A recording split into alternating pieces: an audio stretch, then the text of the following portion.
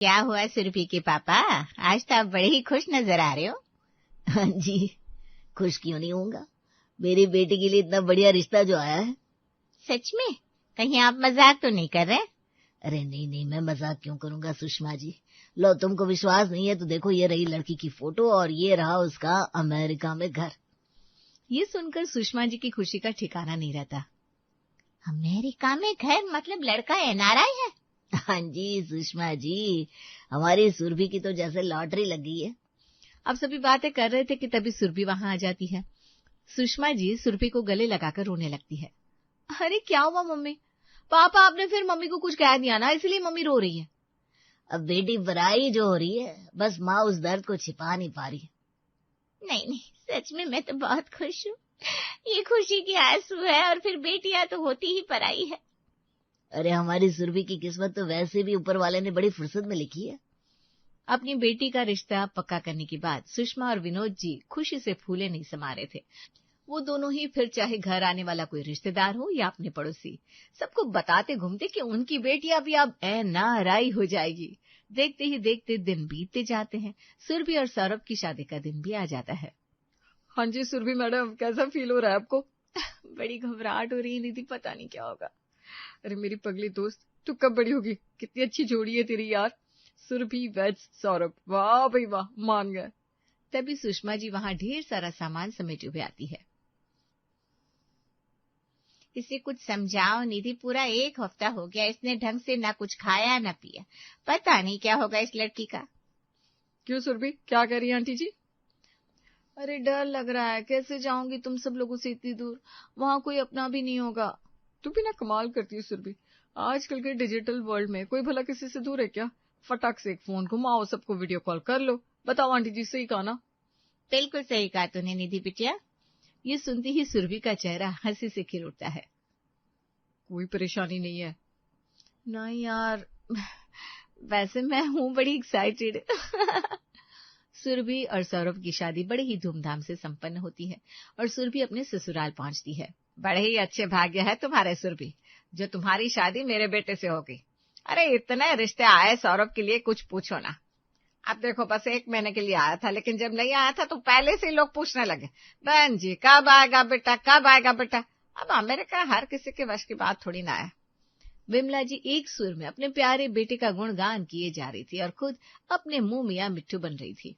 अब आप भी सोच रहे होंगे कि जिसकी चर्चा हमारी कहानी की शुरुआत से हो रही है वो आखिर है कहाँ। तो चलिए हम आपको मिलवाते हैं मिस्टर सौरभ से। सौरभ और सुरभि अपने रूम में आराम कर रहे हैं। हेलो सुरभि, कैसी हो तुम? ठीक हूँ जी, आप कैसे हैं? और कमाल सुरभि, प्लीज ये इंडिया की लड़कियों की तरह हरकत मत करो। अब तुम्हें कुछ ही दिनों में मेरे साथ अमेरिका जाना है, so please don't be shy. Saurabh के मुंह से ये सुनकर सुरभि मुस्कुराने लगती है। अच्छा जी, ऐसी बात है, तो मैं इतनी भी शाय नहीं हूँ, वो तो बस ऐसी ही। अच्छा वैसे हम कब चल रहे हैं अमेरिका? ये सुनकर सौरभ कुछ सेकंड्स के लिए चुप हो जाता है। बस जल्दी मैंने अभी अगले हफ्ते की फ्लाइट कराई है। पहले मैं जाऊंगा, फिर जाकर वहां सारी व्यवस्था करूंगा। अभी तो मैं वहां सिंगल रूम में रहता था, पर अब मेरी शादी हो गई है तो एक बढ़िया सा फ्लैट तो लेना पड़ेगा अपनी पत्नी के लिए, है कि नहीं? ये सुनकर सुरभि उदास हो जाती है। तुम यूं उदास हो रही हो जैसे मैं कभी वापस ही नहीं आने वाला। सुरभि ये सुनते ही सौरभ को चुप कराती है। प्लीज अभी जो आपने कहा ना फिर कभी मत कहना। अरे आज तो मैं तुम्हारे साथ हूं ना, तो चलो आज का एंजॉय करते हैं। और फिर सुरभि और सौरभ के रूम की लाइट बंद हो जाती है। देखते ही देखते 1 हफ्ता निकल जाता है। सौरभ की जाने का दिन भी आ जाता है। सौरभ को विदा करते समय सुरभि जोर जोर से रोने लगती है। अरे भाभी आप ऐसे क्यों रो रही हो? हम सब है ना आपके पास, भैया जल्दी ही वापस आ जाएंगे। हाँ बहू, तो ऐसे रो रही, न जाने क्या हो गया। मैं तो आज तक नहीं रोई, अपने बेटे को खुशी खुशी विदा करती हूँ हमेशा। अब रो कर ये मनहूसियत तो ना फैला। ये सुनकर सुरभि को बुरा तो लगता है, लेकिन वो चुप हो जाती है। फिर सौरभ अमेरिका के लिए निकल जाता है और इधर सुरभि अपने आप को बड़ा ही अकेला महसूस करने लगती है। मां, मन ही नहीं लग रहा। क्यों बेटा, क्या हुआ? अभी तेरी नई नई शादी हुई ना, इसलिए। तू कहे तो कुछ दिन के लिए तुझे यहाँ बुला लूं सुरभि? नहीं माँ, मेरी सासू माँ बड़ी कड़क है, अभी कुछ कहने लगेगी। उससे तो अच्छा है कि मैं यहाँ उनके पास ही रह लूं। अब दामाद जी तुझे ले जाने के लिए कब वापस आएंगे बेटा? माँ कहकर तो गए कि जल्दी ही आएंगे। अच्छा, वैसे तेरे पापा से तो शादी के पहले कहा था कि लड़का पहली बार में ही लेकर जाएगा, लेकिन कोई बात नहीं सुरभि, तो उदास ना हो। नहीं माँ, मैं बिल्कुल भी उदास नहीं हूँ, और आप भी ना हो। चलो हंसकर दिखाओ मेरी प्यारी माँ। ये सुनकर सुषमा जी और सुरभि दोनों हंसने लगती है।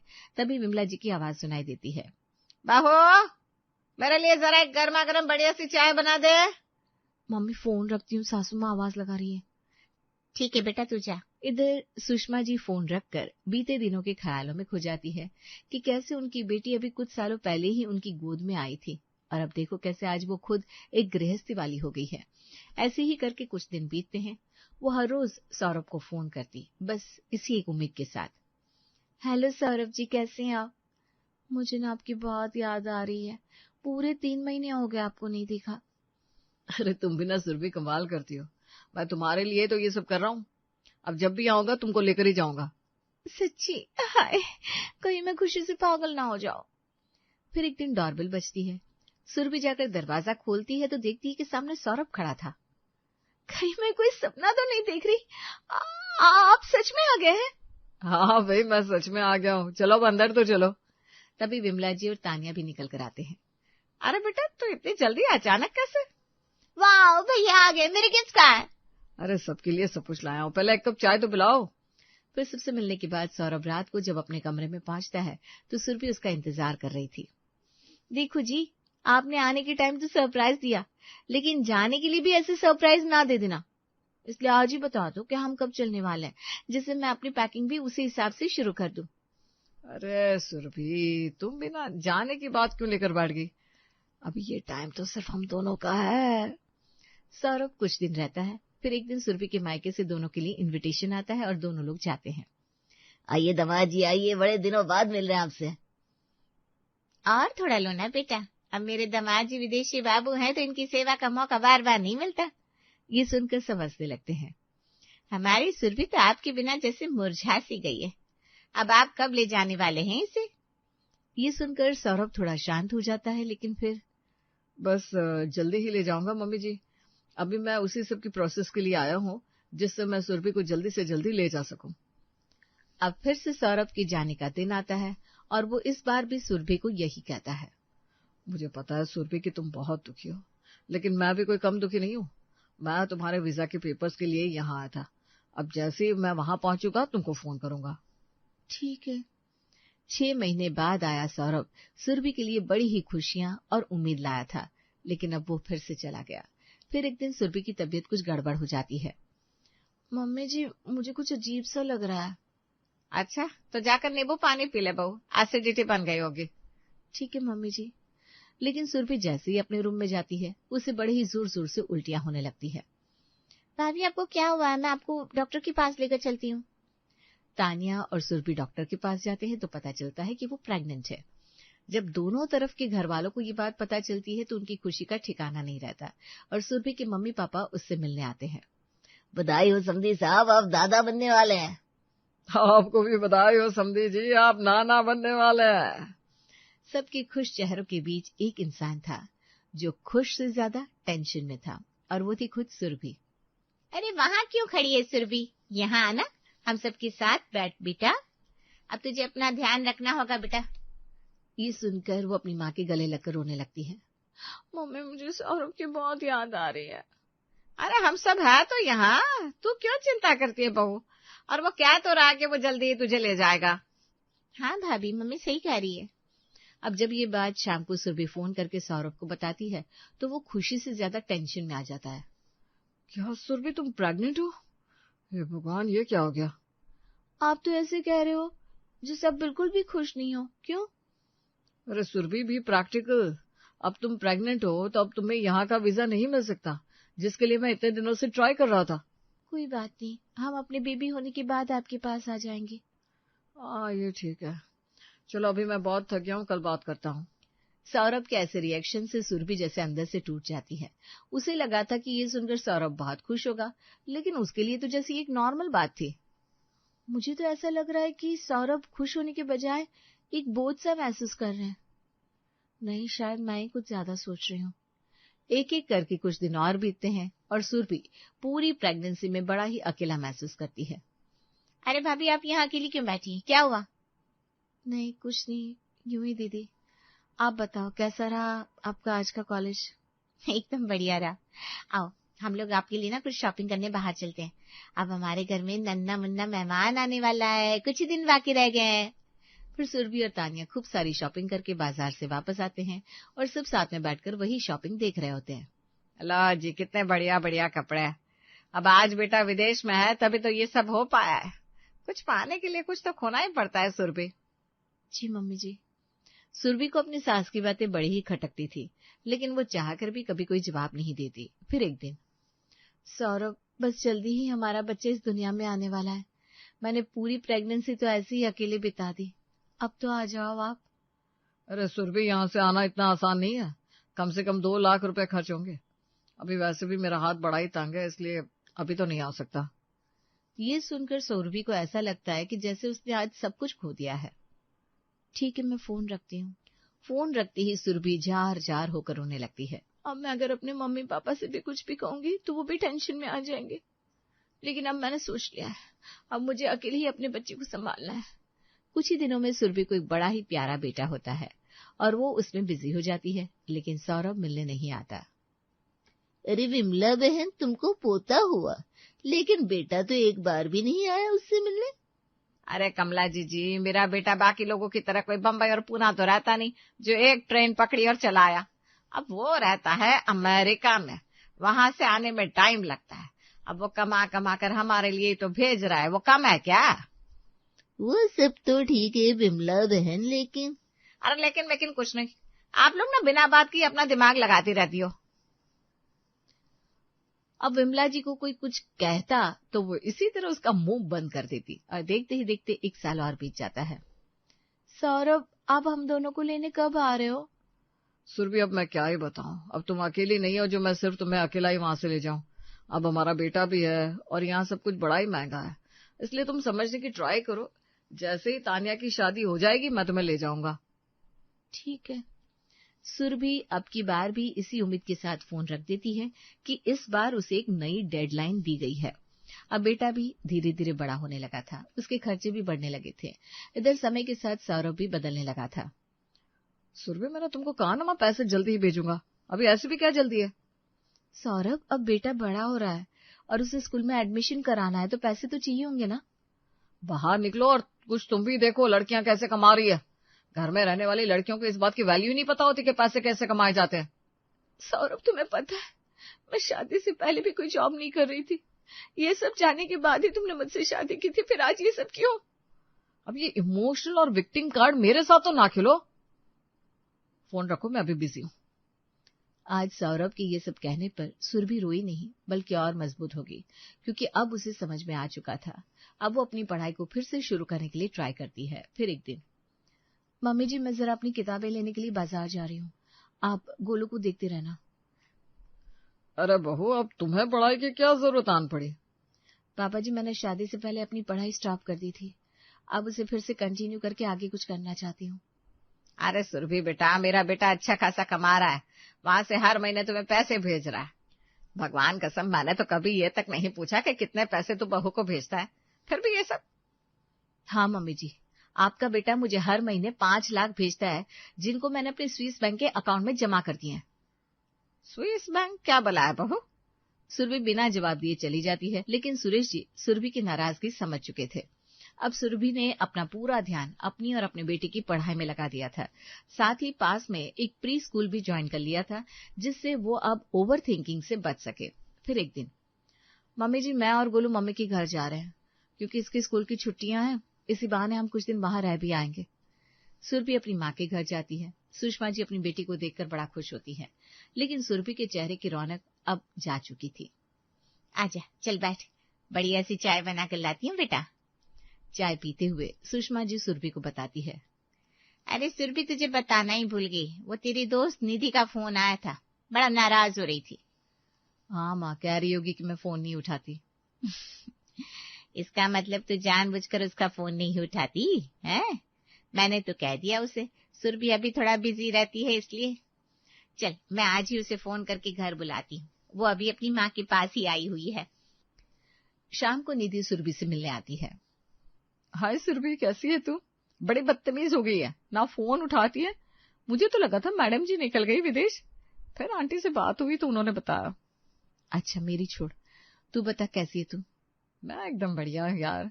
अभी छोटी बहन की शादी की तैयारियां चल रही है, इसी की जानकारी के लिए तुझे फोन कर रही थी। मेरी बहन के लिए भी एक NRI का रिश्ता आया है। तू बता, तेरा एक्सपीरियंस कैसा है? कैसा लगा तुझे अमेरिका, वहां के लोग, वहां की लोकेशंस, वहां का कल्चर? सुरभि ये सब सुनकर कुछ सेकंड्स के लिए चुप हो जाती है, जैसे वो किसी दूसरी दुनिया में चली गई हो। क्या हुआ सुरभि, कुछ बोलती क्यों नहीं? सच बोलूं तो निधि, मैं तो किसी को सजेस्ट नहीं करूंगी ये विदेश ससुराल। आखिर ऐसा क्या ही है इसमें? हो सकता है तुम्हारे हस्बैंड की इनकम वहां के मुकाबले कुछ कम हो, लेकिन तुम यहाँ उनके साथ खुश तो हो, लाइफ का हर मोमेंट एंजॉय तो कर रही हो। और जिंदगी में सबसे जरूरी यही है निधि। अगर तुमको सच बताऊं तो मैंने आज तक अमेरिका देखा ही नहीं। मैं सौरभ के साथ कभी वहां गई ही नहीं, या इंडिया में रहकर उनके पूरे परिवार की जिम्मेदारी निभा रही हूँ, और हर रोज सास और पड़ोसियों के ताने सुन रही हूँ कि मेरी शादी एक NRI से हुई है। अरे नहीं चाहिए मुझे ऐसा विदेशी ससुराल कि मेरे बेटे ने अभी तक अपने पिता की शक्ल तक नहीं देखी, उनकी गोद में नहीं खेला। निधि ये सब सुनकर एकदम शॉक थी। क्या ये सब सच है सुरभि? मैं तो आज तक यही सोच रही थी कि तू अमेरिका जाकर हमें भूल गई। तू बड़ी ही लैविश लाइफ जी रही होगी। नहीं निधि, मैं बस इसीलिए तुम्हारा फोन नहीं पिक करती थी। और हाँ, सब एक जैसे नहीं होते, लेकिन एक भी हुआ तो सामने वाले की जिंदगी खराब हो जाएगी, जैसे कि मेरी। और अब मैंने अकेले जीना सीख लिया है। मैंने बहुत देख लिया, कोई बहाना नहीं है। मुझे भी इस प्रॉपर्टी में तीसरा हिस्सा चाहिए। दीदी, आप ये क्या कह रही हो? आप इस घर में हिस्सा क्यों मांग रही हो? दीदी, ये घर तो हम दोनों के लिए कम है। अगर आपको तीसरा हिस्सा दे देंगे तो हमारे पास क्या बचेगा? माया के दो भाई माया के उसके फैसले को चुपचाप मान लेते, इसलिए घर में हो रही कोई लड़ाई माया के ससुराल पहुंच जाती। उपेंद्र और नागेंद्र अपने पिताजी के बाद उनकी ही दुकान को चलाते थे। एक दिन दुकान के ऑफर में फ्रिज निकला। हमारे रूम रखा फ्रिज पुराना हो गया था, अच्छा हुआ कंपनी ने हमें फ्रिज गिफ्ट कर दिया। हाँ मम्मी, ये फ्रिज फ्रेंच डोर है और कितना बड़ा भी है। इसके सामने पहले वाला फ्रिज कितना बेकार लग रहा था। ताई जी, हमारा फ्रिज तो बिल्कुल पुराना हो गया है, उसका तो डोर भी टूट गया है। मम्मी कह रही थी इस बार नया फ्रिज लेंगे। जय बेटा, तेरी मम्मी ऐसी बातें सिखाती है। इतने में ही नीरू की देवरानी गौरी कपड़े धूप में फैलाकर नीचे आई, तभी दोनों बच्चे रूम में चले गए। इतने में फ्रिज पर हक जमा रही नीरू पर गौरी का गुस्सा फूट गया। गाँव नहीं बसा, लुटेरे पहले से आ गए। गौरी, तू कहना क्या चाहती है? लुटेरे हम नहीं, तुम लोग हैं। भाभी, दुकान का नौकर अभी फ्रिज रख कर गया तो आप ऐसे घेर के खड़ी हो गई कि लकी ड्रॉ में फ्रिज अकेले आपने जीता हो। गौरी, तेरे जेठ ने कभी तुम लोगों से किसी चीज का हिसाब नहीं मांगते। अगर हम फ्रिज अपने रूम में रख लेंगे तो क्या आफत आ जाएगी? आप तो ऐसे कह रही हो जैसे आपने हमारा टूटा फ्रिज ना देखा हो। दूसरा साल है हम लोग टूटा फ्रिज चला रहे हैं। तुम्हारे फ्रिज में सिर्फ डोर खोलने की दिक्कत है, हमारा फ्रिज तो कूलिंग ही नहीं करता। कितनी बार दूध और सब्जियां खराब हो जाती हैं। मुझे फ्रिज की ज्यादा जरूरत है। फ्रिज की किसे ज्यादा जरूरत है ये तो शाम को आदमियों के आने के बाद ही पता चलेगा। मैं हमेशा तुम्हें हर चीज दे देती हूँ, इसका मतलब ये नहीं है कि जरूरत की चीज भी तुम्हें ही दे दूं। कुछ भी हो, आप इस फ्रिज को हाथ तब तक नहीं लगाएंगे जब तक घर के आदमी दुकान से नहीं आ जाते।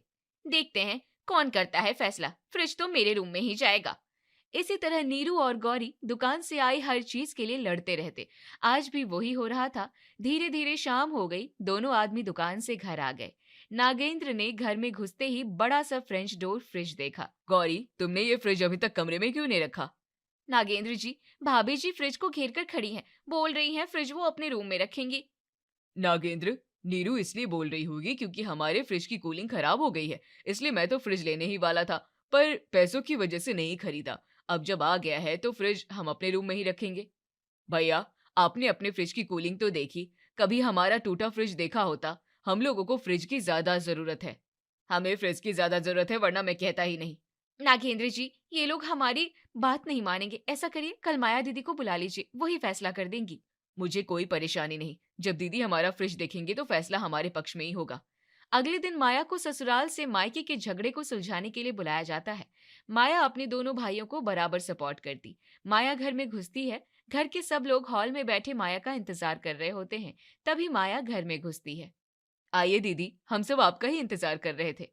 किचन से एक ट्रे में सभी के लिए चाय लाते हुए गौरी जब माया को देखती है तो कहती है, दीदी चाय पी लीजिए, जो भी बात है हम आपको तसल्ली से बैठकर बताएंगे। वो सब बात सही है, तुम लोग रोज मुझे बुलाकर खड़ा कर लेते हो। आज बच्चों के कॉलेज जाना था, कोई बड़ा फंक्शन है, लेकिन तुम दोनों जब देखो लड़ते ही रहते हो। दीदी आप शांत होकर चाय पीजिए, उसके बाद हम आपको बताते हैं कि क्या बात है। ठीक है, अब जब बच्चों का फंक्शन छोड़कर आ गई तो तुम्हारा फैसला तो करके ही जाऊंगी। माया अपने भाइयों और भाभी के साथ बैठकर चाय पीती है और फिर उपेंद्र उस फ्रेंच डोर फ्रिज के पास ले आता है, जिसे देखकर माया की आंखें चमक जाती है। ये फ्रिज कैसा? ये तो बहुत महंगा और सुंदर लग रहा है। दीदी ये फ्रिज दुकान के लकी ड्रॉ में निकला है। दीदी बात यही है, अगर ये बेकार सा होता तो नागेंद्र मुझ पर थोप देता। अब जब मेरा पुराना फ्रिज कूलिंग नहीं करता तब भी ये फ्रिज मुझे देने को तैयार नहीं है। नागेंद्र ये गलत बात है, उपेंद्र तुम्हारा बड़ा भाई है। अगर तुम्हारे पास पहले से ही सही सलामत फ्रिज है तो ये फ्रिज उसे लेने दे, जब तुझे जरूरत हो तो नया ले आना। इनका फ्रिज मेरे फ्रिज से बहुत अच्छा है, आप चाहे तो खुद चलकर देख लीजिए। हम 2 साल से टूटा फ्रिज चला रहे हैं, घर और बच्चों के खर्चों की वजह से नया फ्रिज भी नहीं ले रहे। मतलब एक फ्रिज दोनों लोग अपने अपने रूम में रखना चाहते हो? ऐसा कैसे हो सकता है? ऐसा करो, फ्रिज को हॉल में ही रख लो, दोनों लोग यूज कर लेना। नहीं दीदी, इनके बच्चे पूरे दिन पानी पी पी कर बोतलें खाली करते रहें और हम भरते भरते मर जाएंगे। दीदी भाभी सही कह रही हैं, मैं भी इनके साथ फ्रिज एडजस्ट नहीं कर पाऊंगी, क्योंकि मीनू और अनिका अजीब सी स्मेल वाले स्नैक्स लाकर फ्रिज में रखती हैं, जिससे पूरा फ्रिज में गंदी महकाने लगती है। गौरी तुम मेरी बेटियों के लिए कुछ ना बोलो, तुम्हारे बच्चे तो जैसे सिर्फ घर का बना ही खाते होंगे। ठीक है, मैंने फैसला कर दिया, अब ये फ्रिज तुम दोनों में से किसी को नहीं मिलेगा। दीदी आप ये क्या कह रही हो? अगर ये फ्रिज हम दोनों नहीं लेंगे तो उसका क्या होगा? फ्रेंच डोर फ्रिज है, इसकी कीमत 1 लाख के आसपास होगी। इसे बेचकर तुम दोनों एक एक डबल डोर फ्रिज ले लो। दीदी एकदम सही फैसला है, वैसे भी ये फ्रिज बहुत बिजली खाएगा। दीदी मुझे भी आपका फैसला सही लगा। ठीक है, फैसला हो गया, दोनों लोग फ्रिज खरीद लेना। बाकी अब मैं अपने घर के लिए निकलती हूँ। ठीक है, हम कल ही ये फ्रिज हटाकर 2 नए फ्रिज ले आएंगे। उपेंद्र और नागेंद्र दोनों एक दूसरे के लिए जलते रहते और लड़ते रहते, फिर भी एक ही दुकान में काम करते। घर उनका खाना एक ही साथ बटा और नाश्ता अलग अलग तरह का सबकी पसंद का बनता। एक दिन हॉल में सब बैठे होते हैं, मीनू अपनी माँ से बोली, माँ मेरे क्लास की लड़कियां कथक की क्लास ले रही हैं, क्या मैं भी कल से डांस क्लास ज्वाइन कर लूं? क्यों नहीं बेटा, तुम्हें डांस क्लास ज्वाइन करना है तो कर लो। बच्चों को डांस क्लास दिखाना तो फिजूल खर्ची है, डांस वगैरह तो अपने आप ही आ जाता है। शायद तुमने सही से सुना नहीं, वो डांस नहीं बल्कि कथक के लिए कह रही है। आजकल लड़कियों को हर काम में निपुण होना जरूरी है। जय कितने दिनों से जिद कर रहा है कि साइंस की कोचिंग ज्वाइन करना है, पर मैं पैसों की वजह से मना कर रही हूँ। आप पैसों को पानी की तरह बहाती हैं। भाभी जी, आप इस घर की बड़ी हो, आप ही फिजूल खर्ची करोगे तो बच्चे क्या सीखेंगे? मैं अपनी लड़की पर कुछ खर्च कर रही हूँ तो क्या वो फिजूल खर्ची है? जय तो पहले से ही 3 कोचिंग पढ़ रहा है। मीनू अपना ज्यादातर सिलेबस खुद ही मैनेज कर लेती है। अगर उसे कथक सीखने का मन है तो मना कैसे कर सकते हैं? कल माया दीदी यहाँ आएगी, अब वही फैसला करेंगी। अगर मीनू डांस क्लास ज्वाइन करेगी तो जय भी 3 जगह की कोचिंग पढ़ेगा। माया दीदी मीनू से बहुत प्यार करती हैं, उन्हें बुलाकर तुम कभी भी अपने मन की नहीं करा सकते। अगले दिन माया नाश्ते के टाइम ही घर आ जाती है। मीनू, जय और अनिका सांझ सब स्कूल जाने के लिए तैयार डाइनिंग टेबल पर बैठे होते हैं, नाश्ता कर रहे होते हैं। आओ दीदी, हम लोग नाश्ता करने जा रहे हैं, आप भी आकर नाश्ता कर लो। नहीं, मैं नाश्ता करके आई हूँ। तुम लोगों की थोड़ी थोड़ी बात पर ऐसे युद्ध चलते हैं, इसलिए खा पी कर आती हूँ। मैं खाली पेट आऊँ और यहाँ किचन में ताला लटका हो। ना दीदी, अब बच्चों की स्कूल की बस आ गई है, इन्हें छोड़कर ही नाश्ता करूंगा। चलो बच्चों को छोड़कर आओ, फिर बात करते हैं। बच्चे स्कूल चले जाते हैं। इसके बाद नागेंद्र और उपेंद्र डाइनिंग टेबल पर नाश्ता कर रहे होते हैं। नीरू और गौरी वहीं खड़ी होती है। माया चेयर पर बैठकर चाय पीते हुए बोली, क्या हुआ, मुझे सुबह सुबह क्यों बुलाया? एक ही शहर में तो हूँ, इसका मतलब ये नहीं कि मैं अपने घर में खाली रहती हूँ। दीदी बात ये है कि मीनू डांस क्लास ज्वाइन करके कथक सीखना चाहती है। हमारे छोटे भाई साहब इसे फिजूल खर्ची बता रहे हैं। नागेंद्र, अगर मीनू का मन है तो उसे सीखने दो। बच्चों के लिए ही कमाते हो, फिर वो मन मार कर जिए, क्या फायदा इसका? दीदी, जय 3 सब्जेक्ट की कोचिंग पढ़ता है। उसने साइंस की कोचिंग के लिए बोला, पर मैंने पैसों और खर्चों की वजह से मना कर दिया। दीदी, बताते भी तो हंसी आ रही है, ये बचत की बात कर रही हैं। दोनों बच्चों को टिफिन में बादाम का हलवा, काजू पिस्ता डालकर सब्जी बनाकर देती है। महीने में 5,000 तो इनके महंगे नाश्ते के लिए रख लो। नीरू सही कह रही है, हमारे बच्चे रोज सूखा पराठा ले जाते हैं, इनके बच्चे ड्राई फ्रूट का बना नाश्ता, हर तीसरे दिन पनीर चाहिए। नीरू और उपेंद्र, तुम बच्चों को खाने पर टोक लगाओगे, तुम भी अपने बच्चों के लिए बढ़िया नाश्ता खाना लाओ ना। मैं बड़ा हूं ना, दुकान में बचत करके दोबारा दुकान का माल मंगाना होता है। छोटे भाई साहब तो गले में से पैसे लिए और मर्जी जो आई वो ले आए।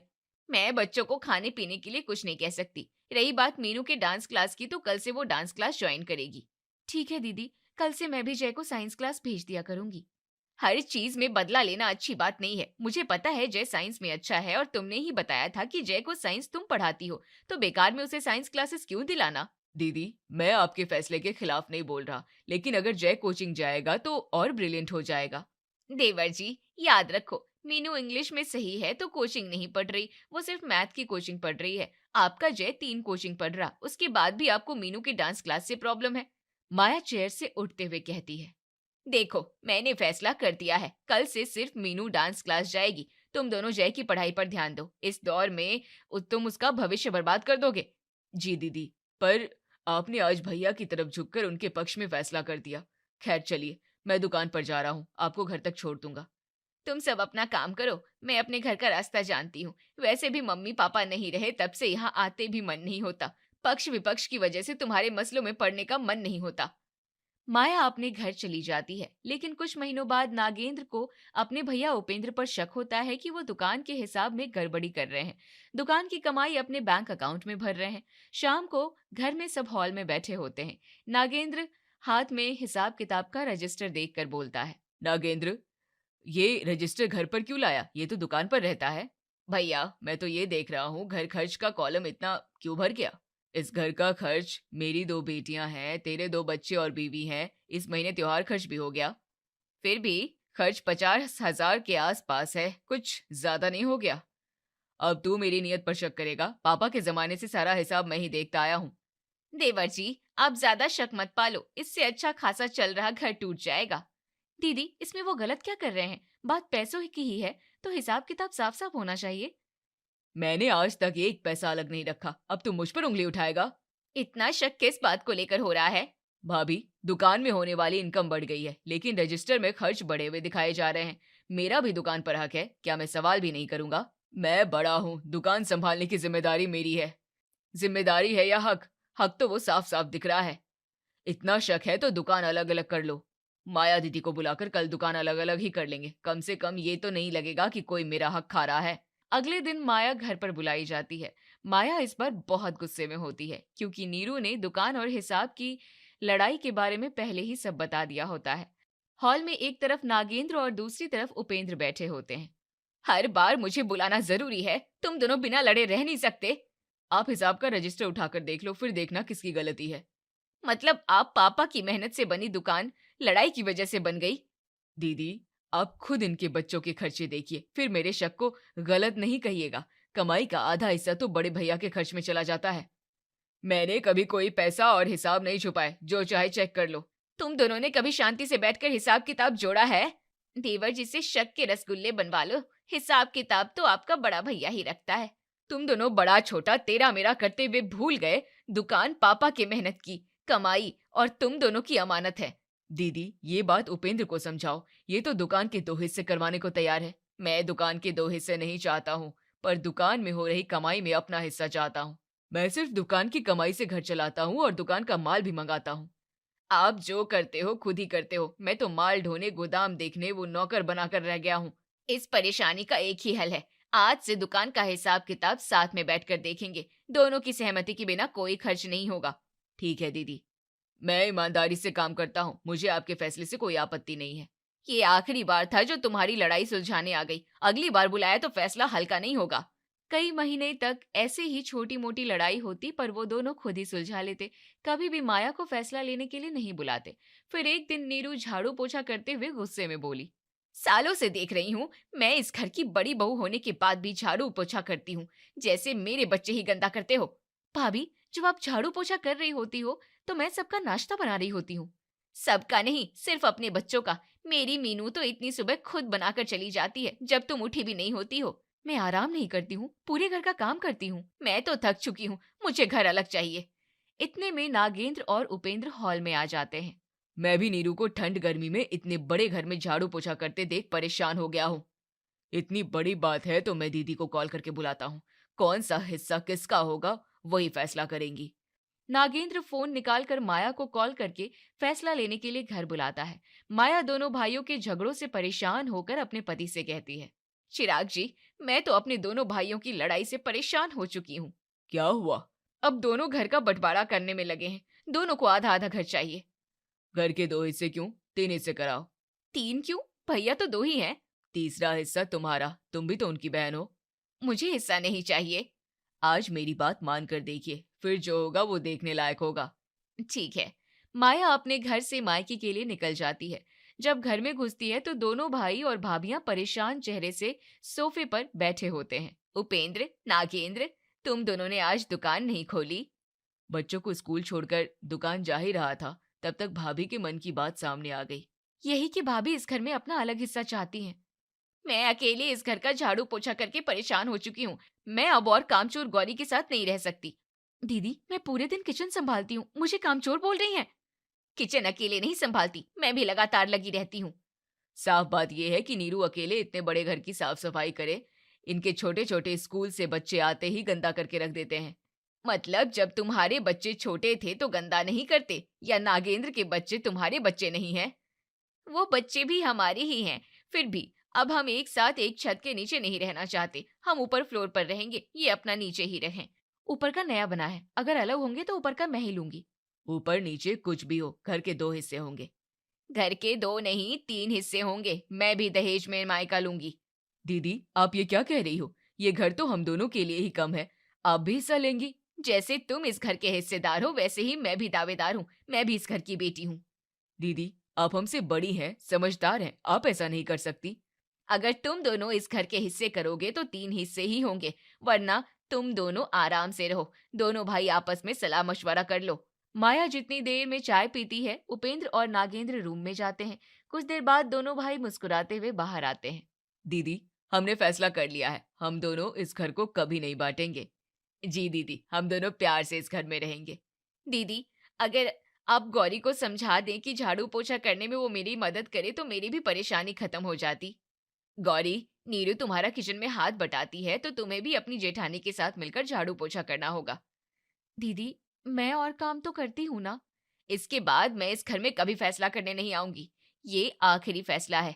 एक हफ्ते नीरू सफाई करेगी तो दूसरे हफ्ते गौरी साफ सफाई करेगी। एकदम सही बोला दीदी। गौरी, अब भाभी अकेले झाड़ू पोछा नहीं करेंगी। ठीक है, दीदी का फैसला सर आंखों पर।